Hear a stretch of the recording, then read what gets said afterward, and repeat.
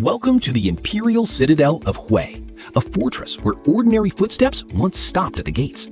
Beyond these walls lay a world reserved only for emperors, royal consorts, and the highest mandarins.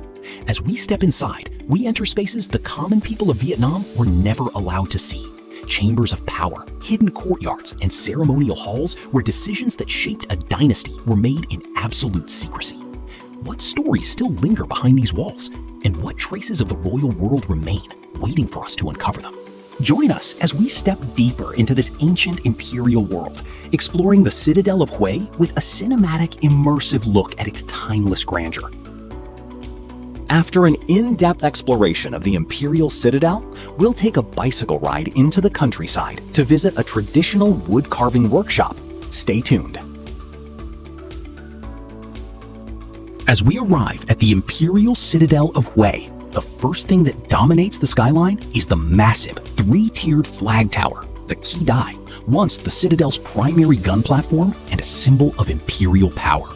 We enter the ancient complex through the Separation Gate, one of the few entrances still open to the public.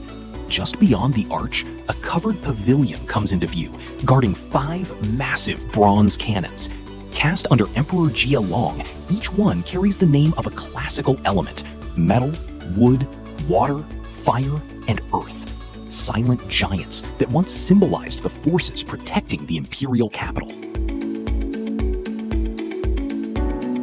From above, the Meridian Gate reveals itself as a monumental threshold, a commanding gateway that ushers visitors into the vast imperial world beyond.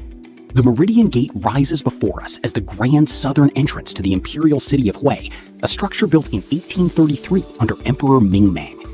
More than just a gateway, it served as the ceremonial front door to the Nguyen dynasty's world. The central arch was reserved exclusively for the emperor, while mandarins and soldiers passed through the smaller side portals. Above the massive stone base sits the 5-Phoenix Pavilion, where the emperor once appeared during festivals, military parades, and royal proclamations. Standing here today, it's easy to feel the weight of its history. This gate wasn't simply an entrance, but the symbolic threshold to imperial power.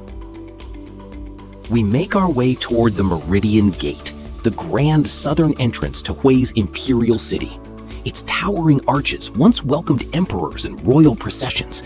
Today, we step through as travelers, crossing from the modern world into centuries of history. The stone path beneath us whispers of rituals long past, guiding us deeper into Vietnam's imperial heart.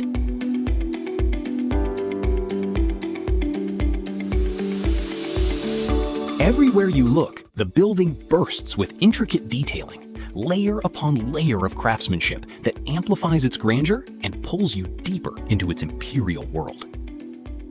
On the second floor hangs a massive bronze bell, suspended in a quiet wooden pavilion. Cast during the Nguyen dynasty, it once marked important ceremonies and signaled the rhythms of life. Also on this floor hangs a ceremonial drum. Its lacquered body is decorated with swirling cloud motifs and mythical creatures. Drums like this were struck during royal rituals and important announcements. You can see once again how the deep reds and glowing golds wash over every corner of this hall, giving the entire structure its regal presence. Across the far side, our wonderful guide On waits as we explore, after sharing a brief but captivating history lesson filled with the key stories that shaped this building. As the camera pulls back, the sheer density of intricate carvings and inlaid sculptures comes into full view. Ornamentation so elaborate, it feels truly worthy of a king, or an emperor in this case. This gilded Nguyen dynasty throne rises like a symbol of imperial power. Dragons coiled in gold, lacquered panels glowing red and blue, and every carved detail reminding you that this seat once embodied the authority of Vietnam's emperors. These golden imperial seals were once the physical embodiment of royal authority. Each one is crowned with a mythical creature, dragons, lions, and sacred beasts, carefully carved to guard the emperor's mandate. Their polished surfaces and heavy bases weren't just decorative, they were symbols of legitimacy, used to authenticate decrees that shaped the destiny of the kingdom. Standing before them now, you're looking at the very tools that carried the weight of an empire.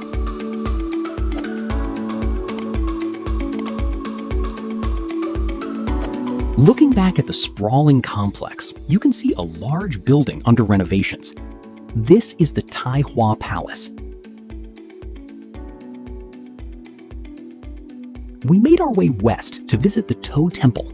As we approach, the colorful Hien Lum Pavilion rises ahead of us, its reds, yellows, and greens layered in ornate patterns that reflect the height of Nguyen Dynasty craftsmanship. On either side of the entrance, a pair of Nghe, Vietnamese unicorn guardians, stand watch. These mythical protectors, carved with alert posture and expressive faces, were believed to ward off misfortune and safeguard sacred spaces. Together, the pavilion and its guardians create a vibrant ceremonial threshold leading deeper into the ancestral heart of the imperial complex. Passing through the Hien Lum Gateway, the vibrant Hien Lum Pavilion rises directly ahead, its three-story structure standing as the tallest building in the entire Imperial Temple complex. Passing beyond the pavilion, we arrive at Te To Mio, the To Temple, one of the most important ancestral shrines in the entire Imperial City.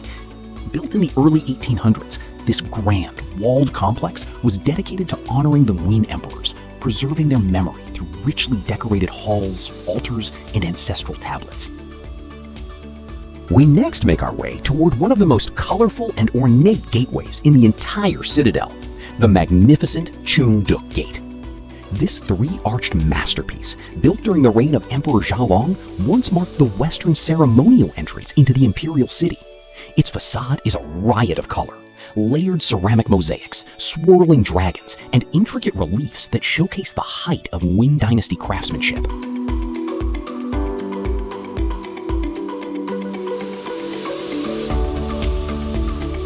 Each of the three archways is crowned by a ceramic inlaid dragon, its scales shimmering in the light as it peers down from above. These guardian dragons weren't just decoration, they symbolized imperial authority and protection, reminding anyone who passed beneath that they were entering a space watched over by the power of the Nguyen Dynasty. As we wander across the Citadel grounds, we come upon a worn, unassuming gateway. But this humble arch holds a remarkable story. Over a century ago, royal consorts passed through this very spot, a moment captured in the nearby photograph. What seems drab today was once part of the daily life of Vietnam's imperial court, quietly carrying the weight of history. As we make our way deeper into the Citadel, the path leads us toward one of the most private corners of the imperial world, the residence once reserved for the emperor's queen and his imperial noble consort. The atmosphere shifts here. The grand courtyards fade behind us, replaced by quieter walkways and shaded gardens where the most influential women of the Nguyen court lived their daily lives.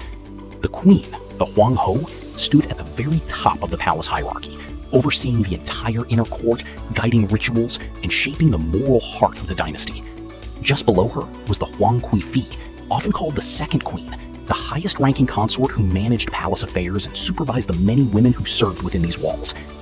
Walking toward their residence, you can almost sense the weight of their presence. Two women whose authority, grace, and influence help define the rhythm of life inside Vietnam's imperial palace. As we step inside the main residence, the atmosphere shifts instantly. Inside, we see artifacts and objects that show the dignity of a royal household. Ornate wooden pillars rise around us, framing lacquered tables, carved chairs, and porcelain vases that once decorated the private world of the imperial women. Every surface feels touched by craftsmanship, gold inlay, polished wood, and ancestral tablets that speak to generations of tradition.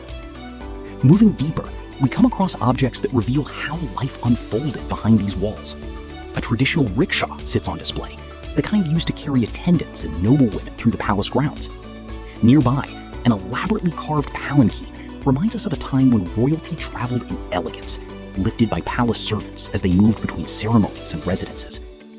Together, these artifacts bring the residence to life, offering a rare glimpse into the daily rhythms, status, and quiet grandeur of Vietnam's imperial court. As we come around the corner, the full facade of the reconstructed palace rises into view, a burst of color and craftsmanship that immediately commands attention. From a distance, the building already feels grand, But the closer we walk, the more its details begin to reveal themselves. Each level is covered in vibrant reds, yellows, and deep blues, framed by carved wooden shutters and mosaic panels that shimmer in the sunlight. This wasn't just a royal residence, it was a statement of imperial power, rebuilt to reflect the artistry of the Nguyen court. This entire building was destroyed during the Vietnam War, reduced to little more than scattered foundations. What you see today is a meticulous reconstruction, rebuilt using surviving architectural plans, old photographs, and historical records to restore the palace to its original imperial glory. Standing here, you can finally appreciate the sheer intensity of the craftsmanship, a reminder of how much beauty and meaning once filled the heart of the imperial city.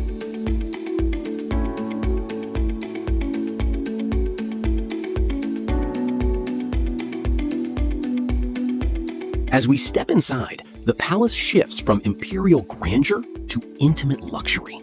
These rooms were once reserved for high-ranking members of the royal household, and every piece of furniture reflects the elegance of courtly life.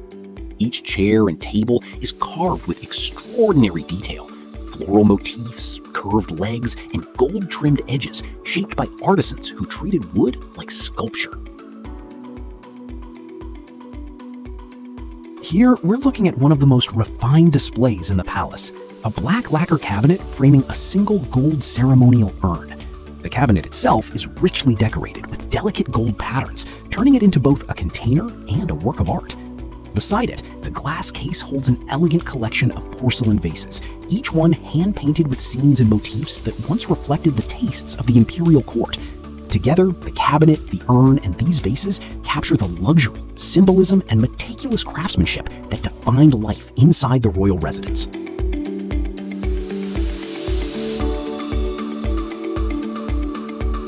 Stepping out behind the palace, you can see that the intricate detailing continues along the sides and rear of the building. The same vibrant colors, carvings, and mosaic work extending all the way around. With these final views, we made our way out of the Citadel, passing through the gate of revealed humanity and back into the lively rhythm of Huế. This gate hasn't seen the same level of restoration as other parts of the Citadel. Much of its exterior is still weathered and moss-covered, giving it a raw, time-worn character. Yet even through the fading plaster and darkened surfaces, the vibrant mosaics still shine through.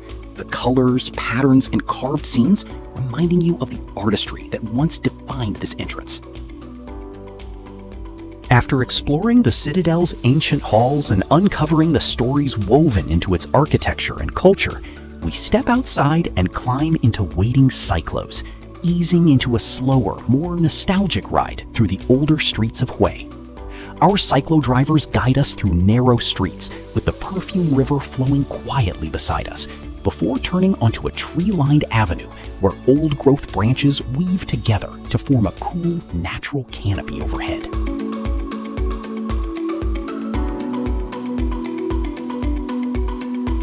The tour company I'm traveling with makes a point of supporting local home businesses, so our next stop was a family-run wood carving workshop.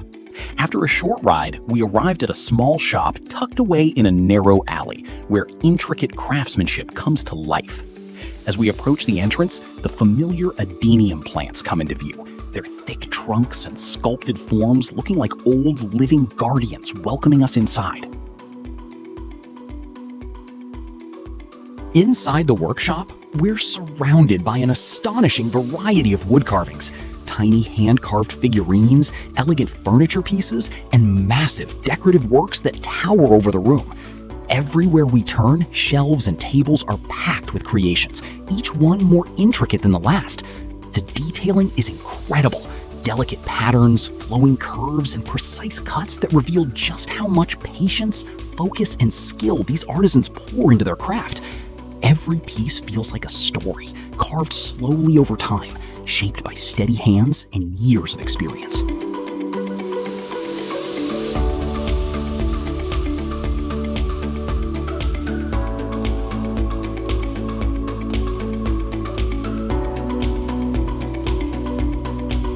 If I were living in Vietnam, I'd love to have some of these pieces in my home. The craftsmanship is just incredible.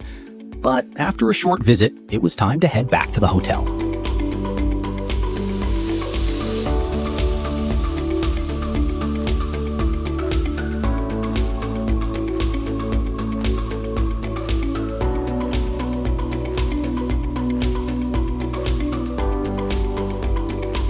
Our cyclo drivers took a different route this time, and once again, we passed right in front of the Citadel, almost as if completing a full circle around our day's journey. Tomorrow, we continue our journey south to the lantern-lit city of Hoi An.